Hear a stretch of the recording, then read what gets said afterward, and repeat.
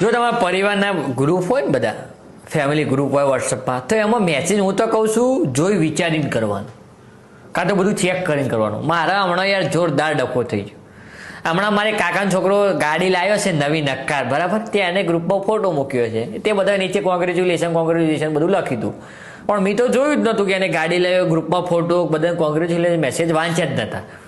એ સવારે ગાડી લાવ્યો, બરાબર, અને મેં રાત્રે તમે જો એક મસ્ત સુવિચાર હતો ને એ ગ્રુપમાં ઠોક્યો. હવે સુવિચાર કયો હતો તમને ખબર છે? કે ઈમાનદારીથી જે લોકો જીવતા હોય ને એમને જ તકલીફ પડે છે, બાકી બૂચ મારવા વાળા તો ગાડીઓ લઈને ફરે. મેં પેલો ગાડી લાવ્યો છે કે બધું જોયું જ નતું, મેં ખાલી એમને સુવિચાર મૂકવા ખાતર મૂકી દીધો. એ જ તારા પાછો એ સવારે ગાડી લાવીને મેં હજુ સુવિચાર મૂક્યો કે બૂચ મારવા વાળા ગાડીઓ લઈને ફરે ને ઈમાનદારી વાળા તકલીફથી ફરે. મારા કાકાના છોકરાને હજી ઝઘડો ચાલે.